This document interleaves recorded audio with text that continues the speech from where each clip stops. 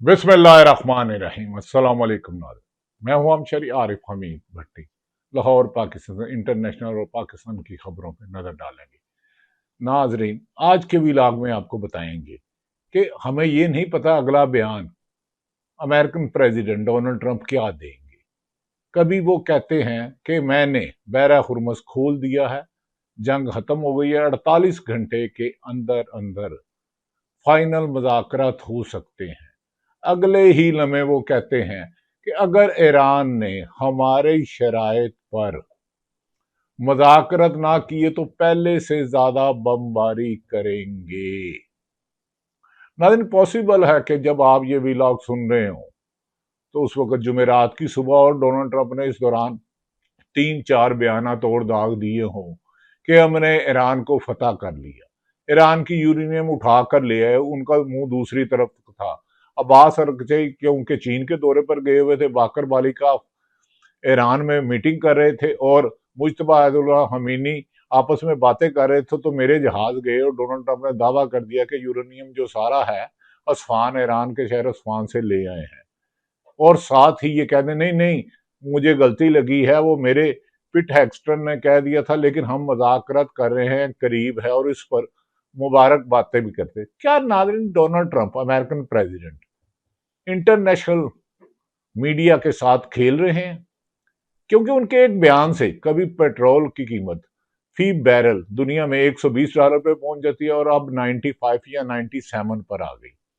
और बाद अमेरिकन अखबार, राइटर हो, वॉल स्ट्रीट जर्नल हो, CNN हो, BBC हो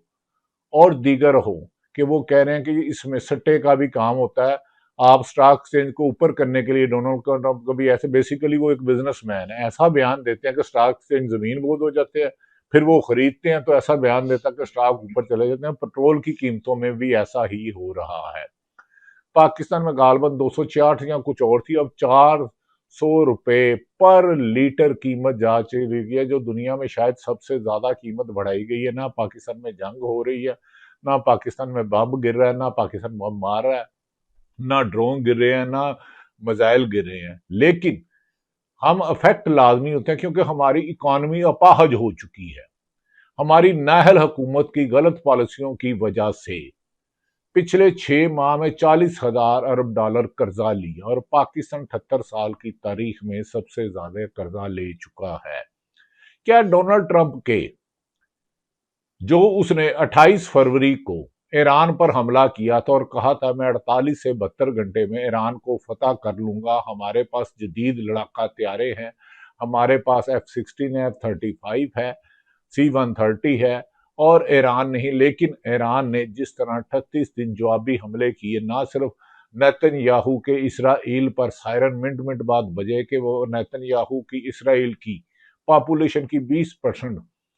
पॉपुलेशन तकरीबन नफसियाती मरीज बन चुकी है। ये इसराइल मीडिया के मुताबिक है। उन्होंने कभी इतनी बमबारी देखी नहीं थी जितना ईरान के एक्यूरेट बैलिस्टिक मिसाइल ने उनके आयरन डोम को फेल किया, उनके इंटरसेप्टर को फेल किया। क्या अब अमेरिका ने बार बार जंग बंदी को तो सी दी, लेकिन खुद ही अमेरिका में सबसे ज्यादा प्रोटेस्ट डोनाल्ड ट्रंप के खिलाफ हुए, डेमोक्रेटिक हो या रिपब्लिकन। उन्होंने अमेरिका को एक लेटेस्ट सर्वे में वॉल स्ट्रीट जर्नल ने जिसे कवर किया, उन्होंने कहा कि डोनाल्ड ट्रंप अमेरिकन प्रेसिडेंट नफसियाती और जिस्मानी तौर पर इस अहल नहीं रहे कि वो अमेरिका जैसी सुपर पावर का फैसला कर सकें। उनके बयानात की वजह से अमेरिका में भी महंगाई बहुत ज्यादा हो गई है, पेट्रोल की कीमत में इजाफे के साथ साथ रोजमर्रा की अशिया है, जिसकी वजह से पूरी दुनिया, इस खिता पूरा आलम दुनिया, पाकिस्तान से लेकर ऑस्ट्रेलिया तक, एक बड़े आदम से दूसरे बड़े आदम तक तेल की बढ़ती हुई कीमतें, LPG की बंदिश की वजह से दुनिया एक बहरान का शिकार हो गया। यही वजह है कि डोनाल्ड ट्रंप के दरीना साथी, जो हमेशा उसकी एक आवाज पर नेटो, बरतानिया, ऑस्ट्रेलिया, जर्मन और दीगर ममालिक उसके साथ जंग में शामिल हो जाते थे और उसकी मदद करते थे, अब डोनाल्ड ट्रंप को सब ने तनहा छोड़ दिया है। अमेरिकन प्रेसिडेंट प्राइम मिनिस्टर का कहना है, स्टामर का, कि डोनाल्ड ट्रंप के अनबैलेंस मिजाज के हम साथ नहीं चल सकते, हम ईरान पर हमले में उसके साथी नहीं है, अतः हम बैरा हुर्मुज को खुलवाने के लिए 40 ममालिक तो सर तोड़ की कोशिश कर रहे हैं। इस सिलसिले में پاکستان کا امریکہ بھی شکر گزار ہے اور ایران بھی، کیونکہ پاکستان نے پہلا دور جو اسلام آباد میں ہوا تھا مذاکرات ایران کے J D Vance, Jared Kushner اور ان کے دماد وٹکاف، اور اس کے علاوہ باکر غالیباف جو ایران کے سپیکر ہے، عباس ارکچی اور دیگر قائدین نے آ کر ملاقات کی، لیکن ڈونلڈ ٹرمپ منٹ بعد جے ڈی وینس ان کے جو وائس پریزیڈنٹ ہے کہا جاتا ہے نہ صرف ٹرمپ سے ہر 10 منٹ بعد ٹیلی فون پہ بات کرتے تھے بلکہ نیتن یاہو سے بھی، اسرائیلی پرائم منسٹر سے بات کرتے تھے، جس کی وجہ سے مذاکرات کسی حتمی نتیجے پر نہیں پہنچ سکے۔ اب ڈونلڈ ٹرمپ نے اچانک کہہ دیا ہے کہ کل رات اس نے ایک آخری بیان دیا تھا کہ ایران کے ساتھ مذاکرات کے بہت قریب پہنچ چکے ہیں اور آئندہ 48 گھنٹے میں مذاکرات کی فائنل شیپ ہو جائے گی اور دنیا بھر میں جنگ ختم کر لیں گے، اور بحر ہرمز سے ہم نے اپنی فوج کو فریڈم کو پیچھے کر لیا ہے۔ لیکن ساتھ ہی کچھ دیر بعد 2 گھنٹے بعد انہیں خیال آیا اور انہوں نے کہا نہیں، اگر ایران نے ہماری شرائط کے مطابق ہم سے متفق نہ ہوئے تو ہم دوبارہ نہ صرف بحر ہرمز بلکہ ایران پر پہلے سے شدت سے زیادہ بمباری کریں گے۔ ان کے اس بیان کے مختلف بیانات پر جو بیرل 95 بیرل تھا، 90 بیرل تھا پیٹرول، 120 کو چوہا اور آج غالباً تقریباً 97 بیرل تک آ گیا، لیکن دنیا میں اس کی قیمت ابھی تک کم نہیں ہوئی۔ ناظرین، بعض لوگ کہتے ہیں کہ امریکہ کا یہ بیان کہ ہم مذاکرات کے قریب پہنچ گئے 48 گھنٹے میں دنیا خوشخبری سنے گی، اور اگلے لمحے کہتے ہیں اگر ایران یعنی کہ یورینیم بھی ہمیں دے، بحر ہرمز بھی کھولے، اور جو ان پر سینکشن لگائی ہوئی ہیں 40 سالوں سے وہ بھی نہیں کرنا، تو جس پر ایران کے صدر مسعود شنجان اور باکر والیکاف اور عباس ارکچی جو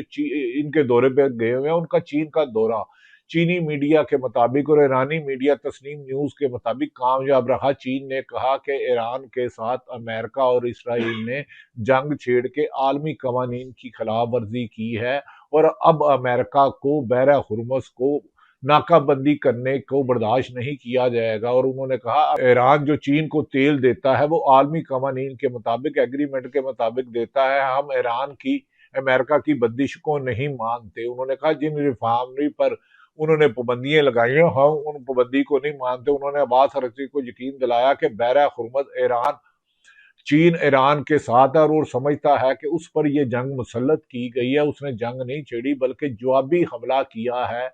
فلسطین سے لے کر جہاں جہاں مشرق وسطیٰ کے ممالک ہیں، چاہے وہ کویت ہو، یو اے ای ہو، سعودی عرب ہو۔ انہوں نے کہا کہ اسلامی ممالک کو اس موقع پر چاہیے کہ آپس میں بیٹھ کر ایک دوسرے کے ساتھ جنگ کی بجائے مذاکرات سے راستے کرے، اور امریکہ کو کسی بھی طور پہ اجازت نہیں دی جا سکتی وہ 15,000 کلومیٹر سے دور آ کر مشرق وسطیٰ کا امن تباہ کرے۔ اسی لیے سعودی عرب نے پاکستان کے وزیر خارجہ اسحاق ڈار سے بات کی۔ اس دوران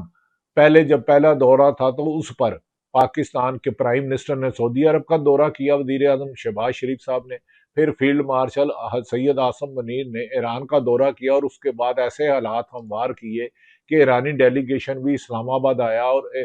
امریکہ نے بھی آیا، لیکن نیتن یاہو اور امریکہ کی سازش جو ایران پر تیل کے ذخائر قبضہ کرنا چاہ رہے تھے، انہوں نے عین موقع پر مذاکرات کے جب قریب پہنچے تو پھر مذاکرات ہی ختم کر دی، اور انہوں نے کہا پھر ڈونلڈ ٹرمپ نے کہا ہو سکتا ہے اگر مذاکرات ہو میں خود آؤں، پھر نہ وہ آئے نہ آئے۔ ایران نے واضح طور پر کہا ہے کہ اگر امریکہ یہ سمجھتا ہے کہ ان کو دھمکیاں دے گا، کہے گا کہ ہم نے ایران کو صفحہ ہستی سے مٹا دیا، تو انہوں نے کہا 40 سال میں تو امریکہ ایران کا کچھ نہیں بگاڑ سکا۔ اس نے ہمارے سکول کی بچیوں پہ 7 سال سے لے کے 12 سال کی بچیوں کو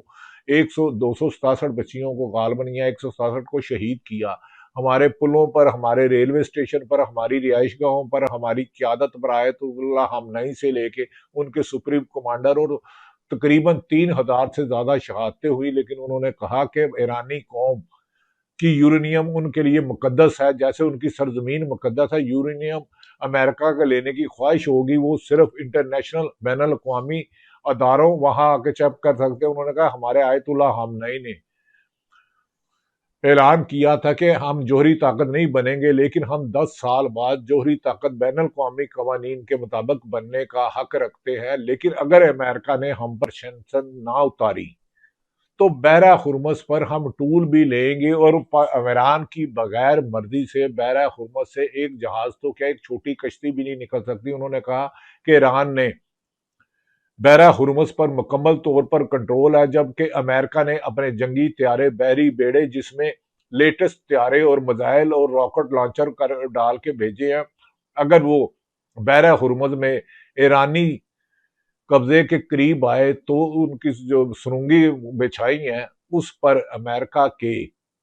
جہاز آئیں گے تو وہ چلا کر، لیکن وہ سمندر کی لہروں میں بہا دیے جائیں گے، اور ان کی فوج کے لوگوں کو یا تو مار دیا جائے گا یا قید کر لیا جائے گا۔ انہوں نے کہا کہ ایران کے پاس اب بھی 60% بیلسٹک میزائل اور کچھ ایسے میزائل ہیں جو ہم نے ابھی تک اس جنگ میں استعمال ہی نہیں کیے، کیونکہ پوری دنیا ایران سے مطالبہ کر رہی تھی کہ مذاکرات کی ٹیبل پہ آئے اور وہ امن قائم کرنے کے لیے آیا۔ انہوں نے کہا کہ چین نے اور رشیا نے ہمیں یقین دہانی کرائی ہے کہ ان پر تمام سینکشن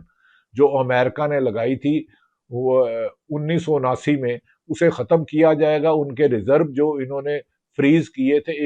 غالباً 100 سے لے کے 120 ارب ڈالر ہے، ان پر پابندی اٹھائی جائے گی، ان کو پیسے دیے جائیں گے، اور ایران کے پاس دنیا میں خطے میں سب سے زیادہ آئل کے ریزروز ہیں، اور اب دنیا میں ایران اپنے آئل کے ریزرو بین الاقوامی قوانین کے مطابق بیچے گا، اور اگر امریکہ نے اس میں رکاوٹ ڈالی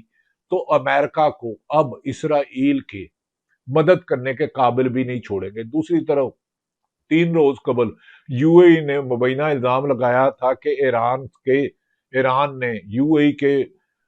ای میں 4 میزائل مارے، جس کو 3 کو انٹرسیپٹر کے ذریعے گرا کے سمندر میں پھینک دیا گیا اور ایک باہر گرا، جس پر ایران نے کہا کہ اس کی انٹرنیشنل انویسٹیگیشن کروا لی جائے۔ ایران کے میڈیا نے اور عباس ارغچی اور بقائی صاحب نے کہا کہ ہم نے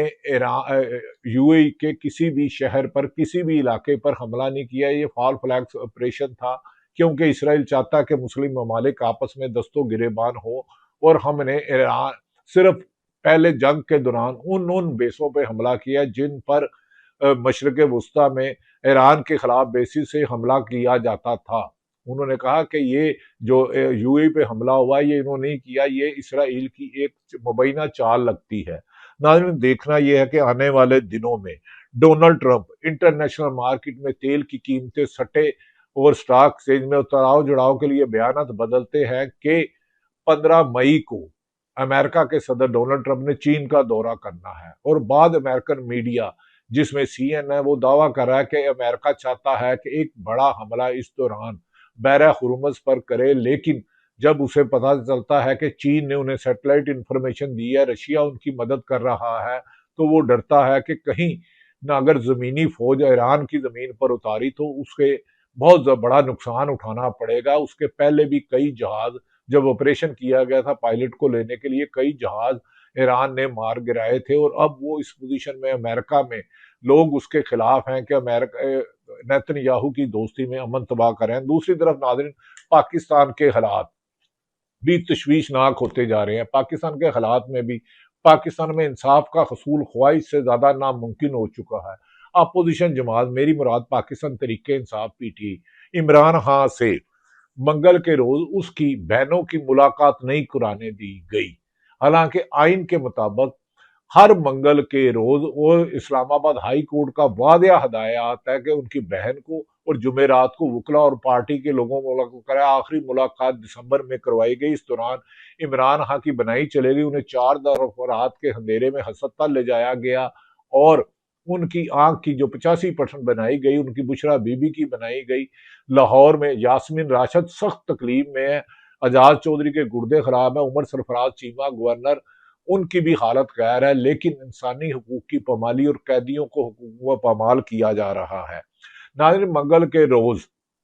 جب علیمہ ہاں گئی تو ان سے ملاقات نہیں کرائی دی۔ اس دوران پی ٹی آئی کے درجنوں ایم پی اے، ایم این اے، سینیٹر اور دوسرے لوگ آئے، جس پر علیمہ خان نے پی ٹی آئی کے رہنماؤں کو کہا کہ جنہوں نے ہم اپنے لیے نہیں کہتے، انہوں نے علیمہ خان نے کہا ہمارے خلاف بھی مقدمہ ہے، ہمارا بھانجا بھی گرفتار ہے، لیکن جنہوں نے پی ٹی آئی کے لوگوں نے، ایم پی اے نے، ایم این اے نے عمران خان کے نام پہ ووٹ لیا، کم سے کم اس کے ذاتی معالجین پر حکومت پر دباؤ ڈالے کہ اس کا میڈیکل چیک اپ کیا جائے، اسے الشفا ہسپتال شفٹ کیا جائے، اس کی فیملی کو ملاقات کرایا جائے، اس کے تمام ٹیسٹ کرایا جائے کہ آخر وہ میاں بی بی کی، بشرا بی بی اور عمران خان کی دائیں آنکھ میں کی ہی بنائی کیوں گئی، انہیں کوئی غلط چیز تو نہیں کھلائی گئی۔